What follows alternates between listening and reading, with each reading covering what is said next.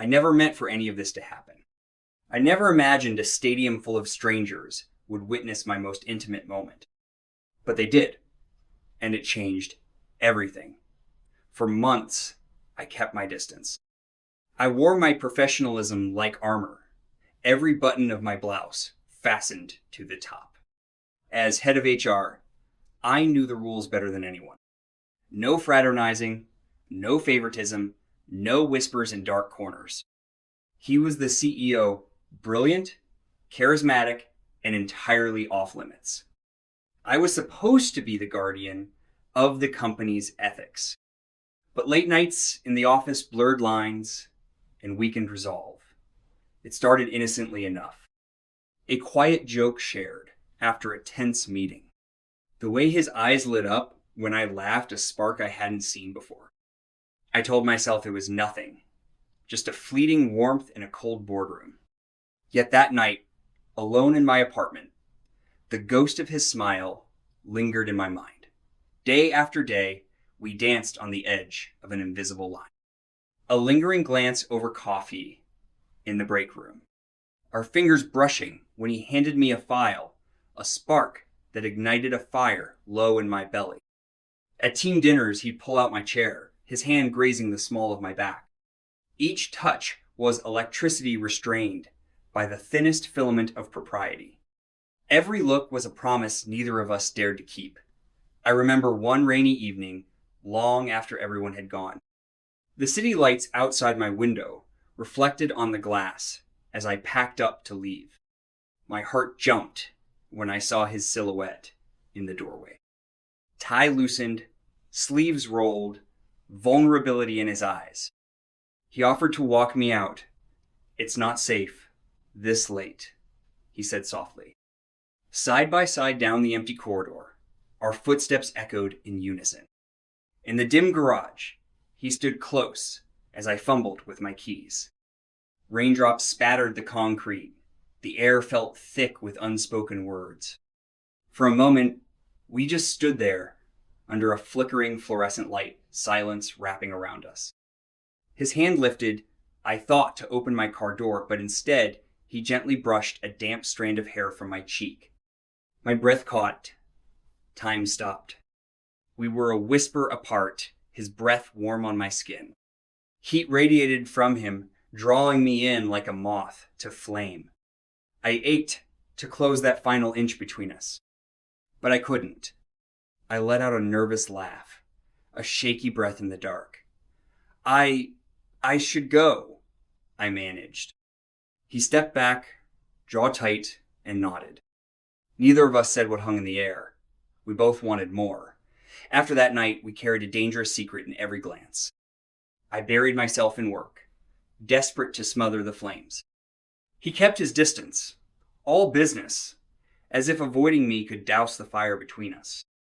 Yet fate found ways to test our resolve. A morning briefing, a business dinner, every interaction fanned the embers we struggled to contain. I thought keeping my distance would protect us. Weeks passed with only cold, formal exchanges. It was agony.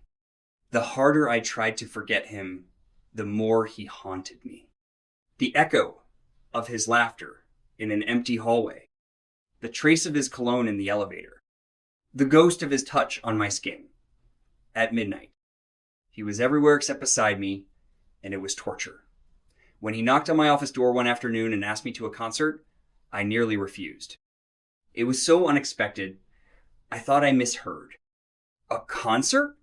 I echoed, blinking. He offered a sheepish smile. "I have 2 tickets to the Coldplay show on Saturday. My friend bailed. I know you love their music. Would you like to come?" Every logical part of me screamed to say no. But the lonely, longing part of me won. When he gently held out the ticket, my heart answered before my mind could protest. I heard myself say yes. We arrived separately to avoid being seen together. Yet in the press of thousands of fans, we found each other. The night was balmy, the scent of popcorn and excitement in the air.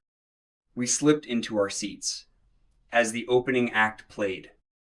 It felt strangely normal to people, side by side, under a summer sky. Hidden by twilight, we allowed ourselves to relax. Shoulder to shoulder, in the dark, our inhibitions melted with each song. He sang along loudly and off-key, not the composed executive now, just a man set free. I laughed at his enthusiasm, and he laughed when I spun around with exaggerated dance moves. For a little while, we weren't CEO and HR. We were just Derek and I, two souls together, blissfully anonymous in the crowd. Then the band struck the first chords of a familiar ballad. 1,000 cell phone lights blinked on, stars floating in the stadium. He slipped his arm around me, gentle but sure. My pulse quickened at the warmth of his body against mine. I leaned my head on his shoulder, the soft cotton of his shirt soaking up my sigh. His fingers traced light circles on my upper arm, each touch sending a shiver through me. Time slowed to the tempo of the song. The world narrowed to the rise and fall of his breath and the weight of his arm holding me close. I closed my eyes, trying to memorize the feeling, the music, the distant roar of the crowd, the scent of his cologne mixing with night air. It felt like a dream I never wanted to end. Suddenly, the crowd erupted into cheers and wolf whistles. My eyes snapped open. Our faces loomed on the giant screen above, framed in a pink heart animation. We'd been spotted by the kiss cam. I went cold and hot all at once, shock rooting me to my seat. I saw myself up there, wide-eyed and blushing, entwined with him for everyone to see. Derek's body tensed beside me, his arms still around my shoulders. For a split second, neither of us moved, two deer caught in the headlights of fate. The crowd started chanting for a kiss. People were pointing their phones at us, capturing everything. My heart slammed against my ribs, blood roaring in my ears. This was the moment we had feared and craved in equal measure. I turned to Derek, panic and longing twisting inside me. His eyes searched mine, silently asking if we dared. Logic begged me to pull away. But the music swelled, the crowd roared, and I saw the same sweet surrender in his face that was flooding through me. To hell with the consequences, just this once. He cupped my cheek with a trembling hand. I closed the distance and pressed my lips to his. The stadium exploded in applause. In that instant, everything else fell away. His mouth was warm and urgent on mine, tasting of salt and longing. His other arm wrapped around my waist, pulling me close. The world spun. I heard fireworks maybe from the stage, maybe just in my chest. His kiss was gentle and desperate, telling me everything he'd held back. My fingers twisted in his shirt as I kissed him back with months of suppressed desire. Under 1,000 dazzling lights, we were finally unchained by that impossible kiss. When we finally broke apart, I was trembling. He rested his forehead against mine, eyes closed, while around us, the stadium cheered. For a heartbeat, I forgot anyone else existed. It was just us in a perfect, fragile bubble. Then reality crashed in. We remembered where we were, who we were. The camera moved on, but it was too late. People around us were already whispering and pointing. My phone buzzed with messages I was too afraid to read. Derek grabbed my hand and we slipped out before the encore, our fingers intertwined as if holding on to something fragile and doomed.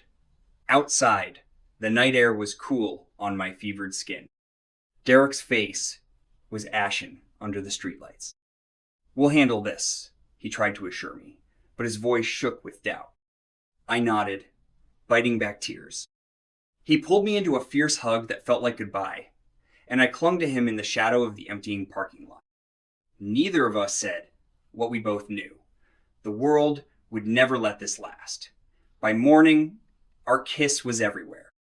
A concert goer recognized Derek and posted the video, and it spread like wildfire overnight. Our private moment had become a public scandal, fuel for countless gossip feeds. At work, I became the center of a storm. Whispers followed me in the halls. Colleagues fell silent when I entered the room. The code of conduct I once enforced now hung around me like a noose. HR had to investigate its own.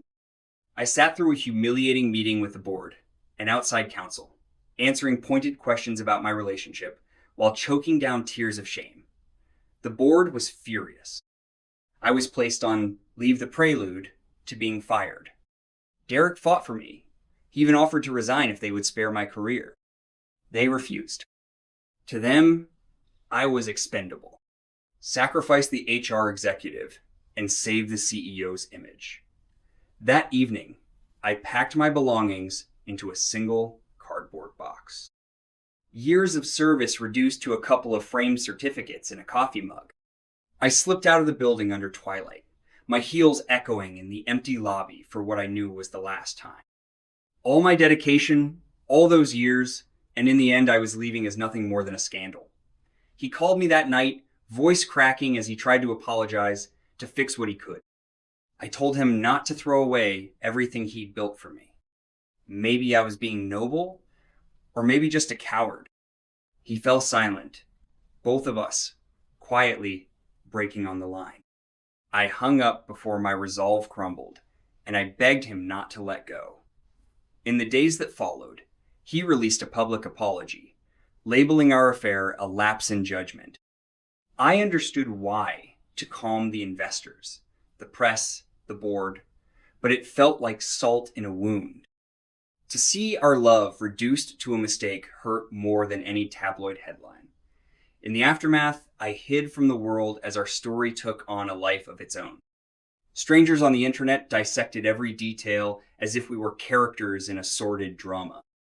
I avoided going outside, afraid of the curious stares and hushed gossip.